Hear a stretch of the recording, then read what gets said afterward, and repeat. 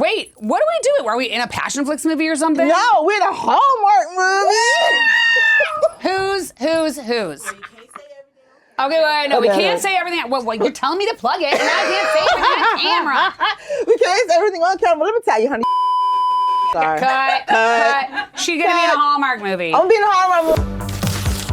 Hi, this is Paige, Love on Demand. We're here in the Love Lounge with Shay Baby. Yes, ma'am. Who came all the way from Boston, but Dallas first, because we're talking about your event. Yes. RRAW. Yes. Why don't you give yourself a little intro? Tell me about you, who you are, what your relationship is in the romance space, all the things. Oh my God. Okay. Well, I'm Shay Baby. You know what I'm saying? Baby. I'm a former media personality, radio personality, TV talk show host. Well, actually, it's not formal because I'm still doing it. You know what I'm saying? In Atlanta. In Atlanta, everywhere. Okay. Brown Book Series is everywhere. That's the show that we host. Yeah. All right. So talk about the Brown Book series. Okay, so the Brown Book Series, it's a talk show. We interview authors, narrators, everyone in the romance space. That sounds familiar. Yeah, exactly. That's why I'm here.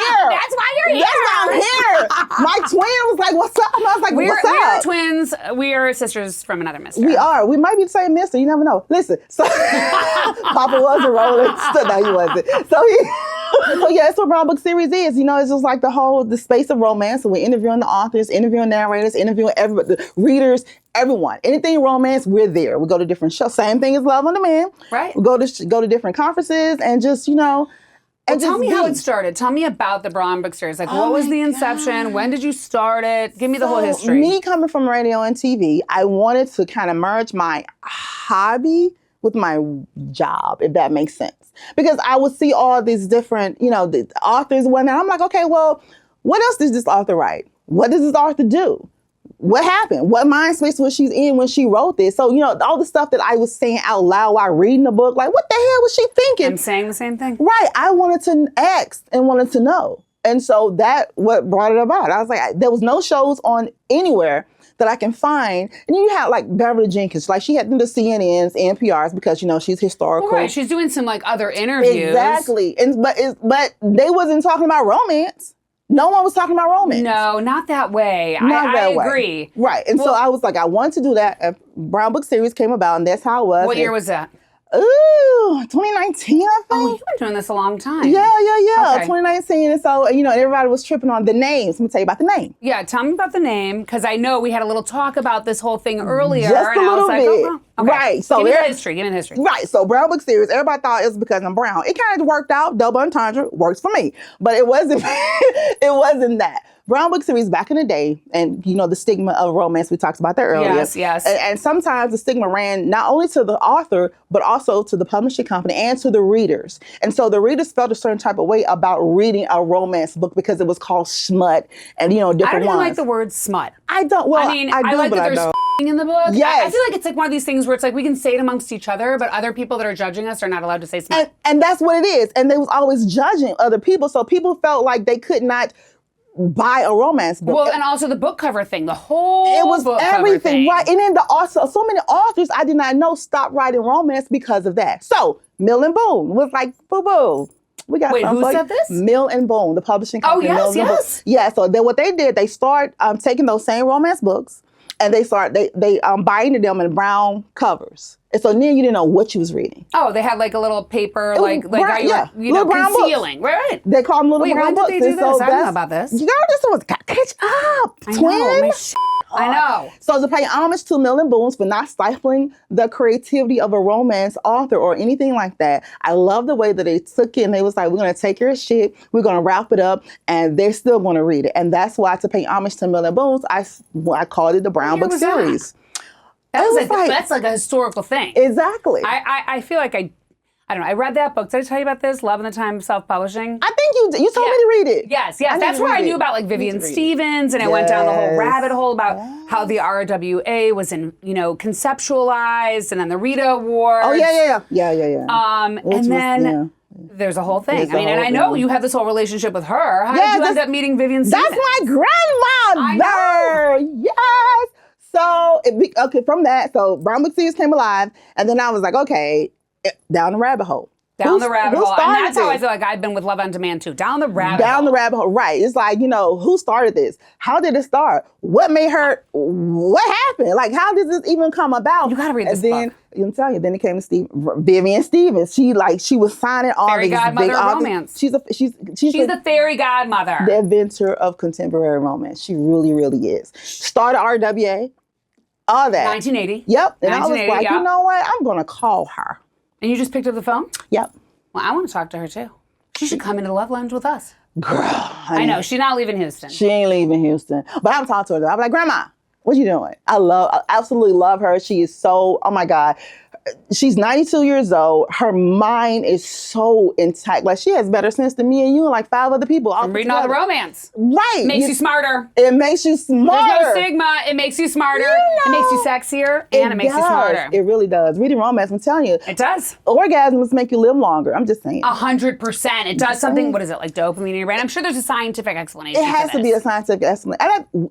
Down the rabbit hole again. We need to go through that. We need to find that out. We do. Okay. Yeah, So we're going to go back to 2019. What were you doing before you started it? I was working CBS. I was radio and TV. So you're still doing this? Yeah, still doing it. Is Brown Book Series, like you have also some talk feature, Sirius XM? Where am I listening to it? Well, it's all right now. We're just doing the YouTube platform. Okay. Yeah, because I curse and I talk dirty and I do a lot I can't believe YouTube allows this. That's what I'm saying. Right. I'm like, I don't know, YouTube. I feel like we should be able to do a little more and be a little less censored. A little less censored. Like, come on. Like, I mean, really? And so, that's what we're looking at now. But my team is working on getting me everywhere else. So anywhere you can listen to a podcast, you can listen to Brown Book Series. Anywhere podcasts are, you can listen to Brown Book Series. Well, this is going to be in a podcast space, right, Alexis? Yeah.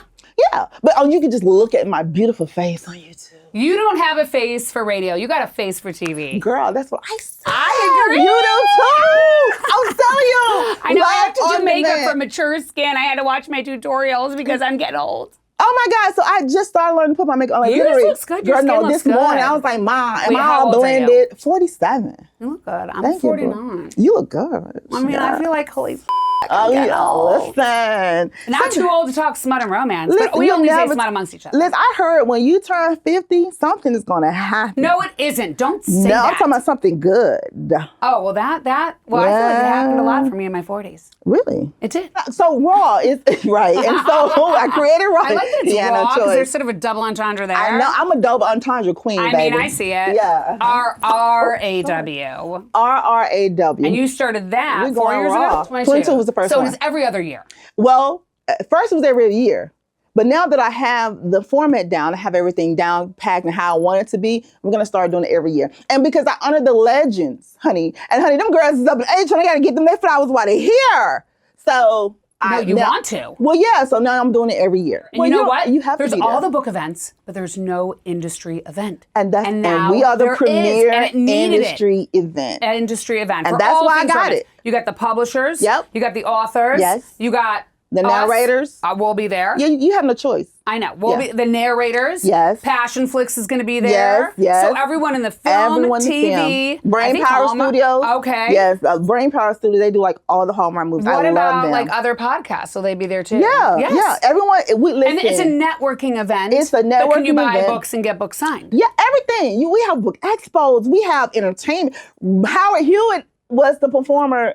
Yes, in November, girl. And before that, Regina Bell I can't believe I came. didn't know you last year. Girl, this is unacceptable. Because you was faking. You was out here playing with these old no-name girls. You know what I'm saying? You know what I'm saying? You was giving somebody else your spice. Shit.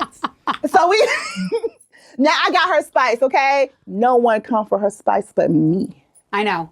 Because we're like twins. We are twins. Okay. We are twins. You better not cheat on me with no one I will never else. cheat on you. You better not. Because you know what? You also think Lorraine Bobbitt was a hero. I told Alexa, like, don't Google it because the picture comes up first. So don't Google it. Yeah, we all know that she was a hero. But that's aside from that. Yes. But so you got Brown Book Series. Have Brown Book Series. You got RRAW, which is. But then you have the House of Bohannon. It's the publisher. It's a literary agency and publishing company. You got a lot going on. I know, but it's all in romance, so it all works together. I know. So tell me who's within the House of Bohannon. Oh my God! New York Times USA Today's best-selling award-winning legendary author, Miss Brenda Jackson. Brenda Jackson, she's the shit. She is the shit. She's the shit. Like, how you? So how did you end up meeting all the authors? Like, tell me the journey. Listen, I literally picked I picked up the phone and was like, you know what? I'm going to start me a show. And this is how I want it to be. I want to go, initially, it was supposed to be where I go into the houses of the authors, right? But then COVID Kind of like hit. Tosca Talks. Yeah. Okay. So I was like, listen, I need to create a space. So my first interview was with Beverly Jenkins. She was visiting Boston, and I was like, okay. I hit her up, I called her, and I was like, hey, listen. I told her where I was, and I was like, I want to interview you. She was at Porter's Bookstore in Cambridge. Oh, so she was doing a signing. She was doing a signing, right. And she was like, you want to interview me? I was like, yeah. She was like, okay. When did you start reading romance novels? I was like 14-ish. Who would you start with? Frances Ray. Okay. She's Houston. So wait a minute. Was it your mom who was the influence? Yep. It was like, shut up, go read a book. Okay. So I started with Danielle Steele, and you know why? I love Danielle Steele. I would love to meet her. I met her. I hate you! And you should! I want you to go on my show! You know who else I met? No. Debbie McComber. You are such a bitch. I know! So I read Danielle Steele because why? Because I was 14 and she had discreet covers. The Brown Book series. The Brown Book series, exactly. You know what I'm saying? So that's what it was. Okay, cool. So back to Beverly Jenkins. So I go in and we're all set up and everything. Come on, my camera crew, came on everything, and went to our hotel room and we did the interview, and it was absolutely amazing. And then I had all these, because she's amazing, and she was like, she's been in it a long time. 30 plus years, right? And so she's seen it all. Everything. And so she's like, well, listen. She knew our team. She did everything. It's crazy. Her and Brenda, like, the BJs is it. And so she started telling everybody else, like, listen, you know, there's a new girl on the scene. And she was like, yo, that's the TV girl. Because everybody, that's the TV radio girl, whatever. And it was like, yo, she's into this now. And I interviewed her. We had like 30,000 views. It was ape shit crazy. That's amazing. It's amazing. Yeah. So people was like, yo. Still up? Can I watch it? Yes, definitely. Okay. She's like, yo, everybody's like, Brown Book series. So from that, then COVID hit.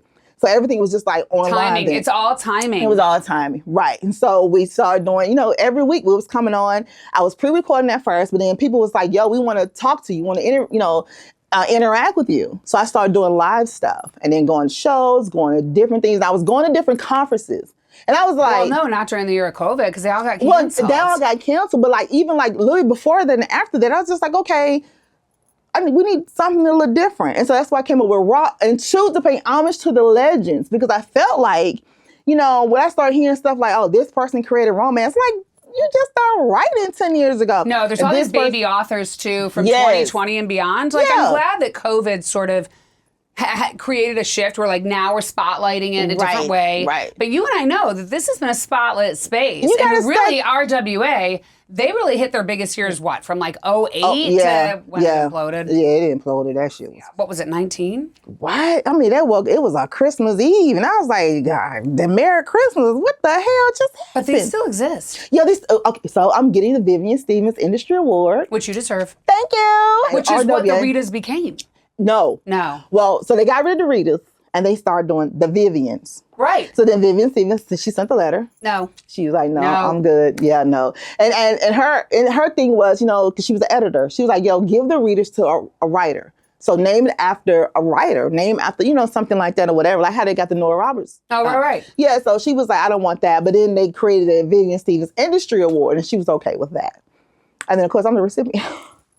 And you deserve it. Yeah. So no, RWA, they're coming back. They have new management. So they're coming out from under. Do you feel like it has the chance to sort of revive after everything that's happened? I feel it does, and I hope it does, because regardless of what happened on that Christmas Eve night, RWA helped a lot of people's careers. It really did. When I read the history of like what it was, how it started, how Vivian really came up with it in the hotel room, and she's talking to different authors. I know that. I read that story. 800 people. Who says I'm going to show up and y'all meet me here and 800 people show the hell up? I mean, it's unbelievable. And so I sort of feel like I would like it. I just feel like, does it have a chance to revive? I hope it does. And that's why, you know, when they call on me to do whatever, I still invite them to my events. They come in as sponsors. I show up at their events because How many chapters exist anymore still? That I don't know, because, you know, it was a whole hell of a lot of them. And then, you know, when it imploded, everybody left. I was like, yo, this is the prime example of one apple spoiled a bunch. It really is, isn't it? It was. Tell the crazy. viewers, like, obviously, not everybody knows the whole history. So they started, everything was good. They was like the governing board for romance, right? And so they had different chapters. They taught classes. They helped elevate people that were coming up in the space. Yes, I mean, they had the lawyers, they had the publishers, they had everything, and they was helping people. So then, but with everything, when you have a big organization, a big company, you have the committees and boards here and different boards and ethnic boards and whatever. And it was too many hands in the pot. It was too many hands in the pot. I mean, there's a lot of stories about it, how it became something that was like doing things that were unethical. Yeah, exactly. So you have people in there who, they got in there and did it for their own gain or whatnot.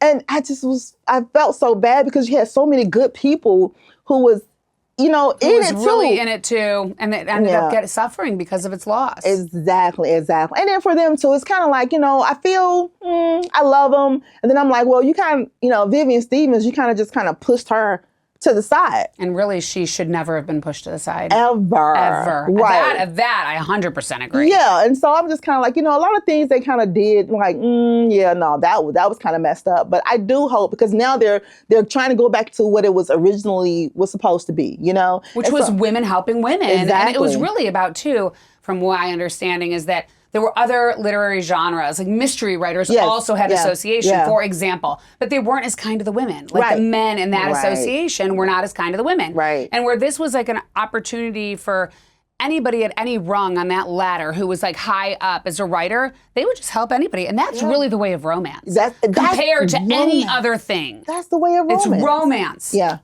So and that's just kind of that's why I have hope for it, because of what it was founded on. Right. And my thing, listen, I've been in a bunch of fights in my life. But when someone comes back and genuinely says, I'm sorry, and they're trying to fix it, give them a chance. I agree with this. Because the people that was there who it up is no longer there. Clean slated, call it a day. If you mess up again, we're out. That's just how I feel about it. So I support them because the grandmother started it. So, And I feel like she would support it.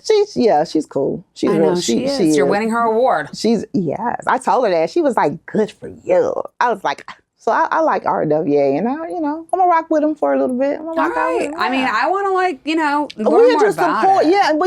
Yeah, You're here to support everybody. Everyone that's in this genre. I'm here to support everybody in the genre. Yes. If it's gonna uplift the authors, if it's gonna uplift the readers, if it's gonna destigmatize the space, right? That's the bottom line. That's it. And when it starts being some bullshit, we out. Period. It's a fake radio show, and we're going to take turns calling in for advice, and we're going to read these little things that are going to ask you for the advice, and then you have to be off the cuff and vice versa. I don't think I'm going to do as good as you, because... No, I think you're going to do perfect. No. I know we're twins, but I don't know if I'm that good on the fly like that. We're going to manifest I haven't looked at something this. great. By the way, this is my first time seeing I know, this is going to be cool. I love it. Give me your glasses You're first. going to be good. Use your glass. Oh, no. These are way more than 2. You have worse eyes than me. You like Batman over there. You're like a superhero romance, smutty superhero. Listen. Hey, what's up? It's your girl, Shay Baby, and you're on Love on Demand. Let's go to oh my God, we have a caller. Line 1, caller, are you there? I'm here. Hi, Shay Baby. Hi, what's your name? My name is Paige. Hey, Paige. I mean, I feel like I should have a more fun name than that, but we'll go with Paige for now. I like Paige. Okay. I started dating this guy who's charming, mysterious, always pays in cash. I thought he was just old-fashioned, but then I noticed he only texts after sunset, like clockwork. Yesterday, I caught a glimpse of his fridge, and it was blood bags. I think he's a vampire. I like him, but I'm very into brunch and natural lighting. Can this work, or am I just a snack with feelings? You know what, Paige? I think you're just a snack with feelings. So end it? I think you should end it because he's married, first of all. You know what I mean? Are vampires all married? No, but that one is. How do we know? Because he can only text you after dark. He only pays for cash. But no, because his wife is at damn home. And so he has to, and so he's married. Get rid of him. Don't worry. Only pays in cash. Hey. Maybe he's the mafia vampire. Well, did he pay you in cash? Is this a where did you meet him at? Did he pick you up on where did you meet him at? We met at the club. Yeah, no, get rid of him. Okay. Hey, Paige. Hi, my name is Natalie. She comes up with another name. Girl, listen, I got like 50 personalities. So I work at this tiny independent bookstore, right? And it's I'm a regular customer. Well, actually, this regular customer leaves notes inside the books he buy, like real romantic, handwritten notes. For you?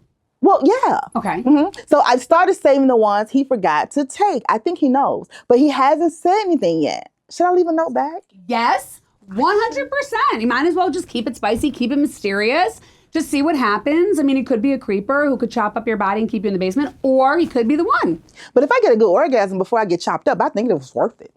Well, not getting chopped up isn't worth it. But yes, a good orgasm is. Yeah. But so is your vibrator. Well, the vibrator. Have you ever tried the new Bullet? It's like, no. Oh my God. Who sells it? Yo, you could get them on Amazon. It's way better than the Rose. It's like the same people who made the Rose made this new Bullet. I heard about the Rose, and it's funny because I just saw a thing for it last night. Oh, with a tongue that sticks out of the flower. I'm talking about, oh my God. Okay, wait, we gotta focus on the game. I'm sorry. Okay. I know, there's a Rose, there's a vibrator, there's a Bullet. I know. I saw the whole promo for this. It came up in my Instagram feed. And you know why? Because clearly I'm a hooker. I love it. And that's why that's why the guy, he pays the cash. Hi, Shay Baby. Hi. So I have an identical twin sister. Oh my God. I told you it was going to cheat on me. I have an identical twin sister who's overseas right now, and her ex just moved into my apartment building. Oh. Ooh. He thinks I'm her. I tried correcting him once, but he said, I get it. You're pretending we never happened. Do it. And I went along with it for 3 months. And now I think I'm in love with him. Yes, do it. With her ex. Mm-hmm. He's an ex. My sister's ex. I think he thinks I'm still her. And I can't explain this to myself. Please help. Well, I think you should have a conversation with your sister. Just have a conversation. She's a baby. Well, I mean, yeah. I got to pick between him and her. Not really. That's your sister. So if she tell you to break up with him, you're going to have to break up with him. But I would say... But what if he's the one? Well, I would have a conversation with her. Like a serious conversation. It's your twin sister. She going to understand. And she was with him before. Right. Like, she was with him. She know that was good. So she might be like, hey, So I would say have a conversation with your sister. Tell him who you really are. What if she never told him she was a twin? And then he finds out this whole thing and he hates me. Well, then it wasn't worth it. You're right. It wasn't worth it. Yeah. We're doing some really good acting here. You listen. I feel like I'm bringing up my whole acting, past. I think you should. Hi, Paige. Hi. Welcome. How can I help? Tell me your story. My name is Leanne. Okay, so I brought my boyfriend. Yes, Leanne, girl. So I brought my boyfriend to my friend's wedding this weekend with every intention of breaking up with him after the cake. But here's the plot twist. Okay. I just ran into my ex. Oh no! You gotta pretend you're in a relationship. You gotta fake date the guy. I know, but so the one I never really got over, and seeing him again, it's like every slow dance song is about us. So do I finally let go of this relationship I've been half in and take the biggest romantic gamble of my life, even if that causes a ton of drama at my friend's wedding? Well, you don't want to f up your friend's wedding. No. You never want to do that. No. It's her day. Yeah. But you can be subtle about the whole thing, right? Maybe just break up with him and just go get my ex, or go talk to my ex first and then break up. Like, what do you? I don't know. I feel like I'm the worst person to give advice for this. Why do I have a radio show that gives advice? Well, Paige, get it together. They're about to cut the cake. What's happening? What am I doing? We're just going to pretend that he's a friend and we'll make flirty eyes with the ex. And that's going to be the end of it. I'm terrible at stuff like this. I don't like to be this honest. Why not? I like to read about it. That's why I read romance. Romance is like the fantasy coming to life in the pages. Fantasy. It really Pun is. intended. I love it. Hi, it's Gertrude. Hey, Gert. Yeah, you can call me Gertie. Hey, Gert. Okay. Oh, it says this one actually gives a name. And I'm a dude. All right, ready? Stop. Hold the phone. Okay. Hey there. Hey. Name's Trent. Hey, Trent, like Will Trent? Long haul trucker. Been single for a while. Met a woman at dinner in Wyoming. Oh. Eyes like thunderstorms. Who wrote this shit? I swear, we talked for 2 hours. She gave me her number, but I lost it somewhere between Cheyenne and... Is that right? Cheyenne? Is that the name of the city? Wyoming, Cheyenne. Yeah. I haven't been there. She's like, I live in Texas. I don't know. But I lost it somewhere between Cheyenne and Des Moines. I know it's a long shot, but should I drive back and try and find her? Yeah. I think so too. Yeah. That would be the advice I would give this guy. Yeah, drive back. That hooker stop that you picked her up at in the beginning, she's going to be right back there. She's going to be working some other guy. She's going to be working another trucker. let them drop her off and pick her ass right back up. I mean, is that really ever the male main character a long haul trucker? I think no. I'm going to go back and find her if I'm Trent. Yes. So okay, even if she's a slut. Even if she's especially if she's a slut, shit, that's a good time. You met her at the diner. I'm just saying. Okay. Okay, so it's Cheyenne. So I may have accidentally summoned a demon in my bathroom. That's the vibrator. It's the rose I'm trying to tell you, boy. I was just... Hey, monster romance. It's a battery-operated romance. Oh my God, I love it. I was just messing around with the summoning circle I found online. Summoning circle? Yeah, it's like the Ouija boards or some shit. I don't know.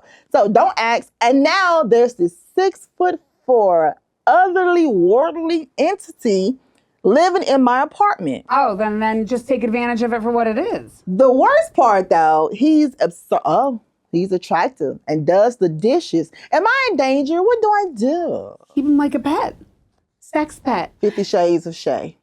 I mean, what's the worst that could happen? It could be like the movie Ghostbusters where like Sigourney Weaver. Time. It's like horror. The gatekeeper. It's like horror porn. Horror porn. I mean, there's monster porn. I know. And I was oddly turned on by it when I saw it. Okay, hear me out. Because they're huge schlongs. It was crazy. Like, he was like a monster, but then I was like, why Because he's built like a man. Yes, but then he was like a monster, and his face was all messed up, and then he like grabbed the girl, and at first she was resisting. Because he was super alpha. He was. At first she was resisting, and she was like, yes, daddy, yes, yes. And I was like, yes, yes, yes. And so I like... Is that what young people do? So I think I like monster porn now. I haven't read a monster except for Ice Planet Barbarians. I can't read it. I just got to look at it. Well, I like the artwork for it. Oh, yeah, the look. But the Ice Planet Barbarians, that's kind of monster adjacent. Really? Who wrote that? Ruby Dixon. You're right. I just got into monster porn. Monster smut. No, this was porn. Was it video monster porn? Yes! Are they dressed up like monsters? I'll show you out there. Oh, shit. So we have this little segment called Happily Ever Faster. So we talk about what made our heart race this week. For you, I already know. What was it? Monster porn. No, that's every night. Not just playing.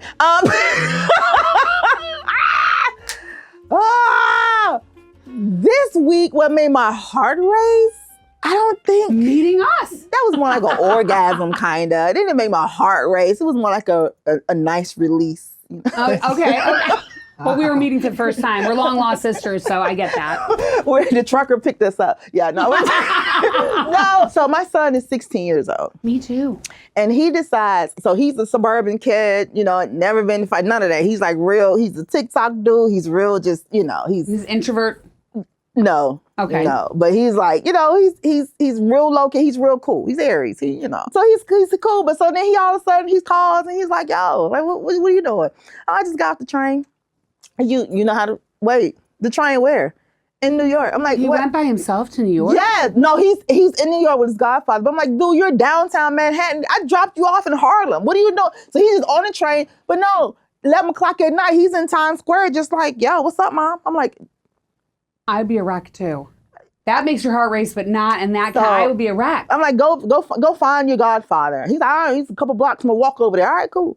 So then we watched. You track him? Yeah, okay. Tracked him. You gotta track him. Yeah, tracked him, and then so he got there. I totally am fine to surveil my children. If I'm paying for it, I'm surveilling them. How about that? And that's what I say. I agree. You live in my house. I'm walking in your room. You know what? They live in this world of tech that we didn't grow up with. Right. So we got to monitor that shit. Yeah, got to. You have to. So much craziness is happening. So, and I trust that, he knows what he's doing. We raised him right. But it's just so much going on. You walk around New York. Like, scary. Come on, dude. I have my kid flying by himself. That makes my heart race. Well, he's the same age. He's flying by himself now. Yeah, I'm like, and he has to change planes. And I'm like, and this, my son, he's the sweetest boy. You let him change planes? He can do it. I will. Now, you know what, though? Because, it makes him more independent. Well, now that he's catching trains and shit all in New York, maybe. If he can get on a subway, he can change a plane in the airport. It's safer in the airport. But I picked him up from the airport, too, once, and he was like, oh, I got my bags ready. I'm like, you went to baggage claim by yourself? He's like, yeah. I was like, he's independent. He is independent. It's actually good you want them to be. I do. That's why I said low-key with it. You know what I'm saying? So, Let them be independent. I feel like when I was that age, I mean, my parents had no way to surveil me, and I was driving, and I was off doing whatever. But we was different, though. We was outside. Mine is probably walking around New York again, unsupervised. Cuss him out about 10 minutes. But he's a he, so at least you don't feel that worried. Well, I don't feel that worried. And he's not a nuisance kind of kid. He's real cool. You know what I'm saying? He's talk to people. He's mannerable. He's so opposite than his mom. Is he your only? Yes, thank the Lord. Oh, I have 3. I love them Many all. have tried. I was like, clean, no. It was really hard. It's really hard. I had 3 kids in 5 years, and in 5 years, you was doing some huh? No, 3 kids in 5 years was hard. People will be like, what age did your kids do this? What age did your kids do that? I'm like, I don't know. I don't remember. It was a really hard time. I don't remember. But they grew up together now. So, and you know. No, they're all close. Yeah, they're all close with each other, So that's a good thing. It is a good thing. Yeah. You just turned 47? Yeah. In December. So I'll be 48 in December. Oh God, I'm getting old. No, you're not. We're not 50 yet. I'm going to be 50 in April, so that's fine. And what you gonna do for your birthday? I don't know. I'm kind of leaving it to my husband, which might be a mistake. Or not, Colby. I don't even want to talk about that I'm turning 50 because I still like my romance. I still like to. Yeah, I'm telling you, listen, 50 is. I had so many 50's people. a new 30 now. I'm telling you, so many people that I know that turned 50. They was like something happened at 50 that made me just lose my damn mind. I'm like, I'm so menopause. No, like good shit. Okay, I'm looking forward to. Because I'm schwitzing right here. I'm dripping under this shirt. And I think it's the menopause. You know what? Another thing I like with the House of Bohannon, because we're publishing now. We just published. I saw this. Yeah, Brenda Jackson's book. But I have a lot of legends like Vivian Stevens, Margie Walker. All of them. They're redoing their books, and we're gonna slap a new cover on them. You're gonna do a special edition cover for everything. Well, new cover and new stuff. If you're publishing, but you're indie. Right? Yeah, yes. And it's a boutique publishing company.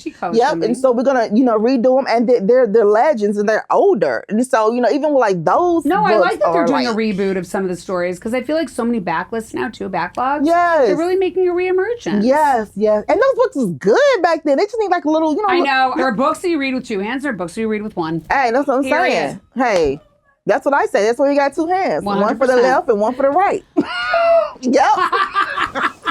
All right, that's it. We're wrapping it up. We're wrapping it up. You're the most fun. I love you. Love you, twin.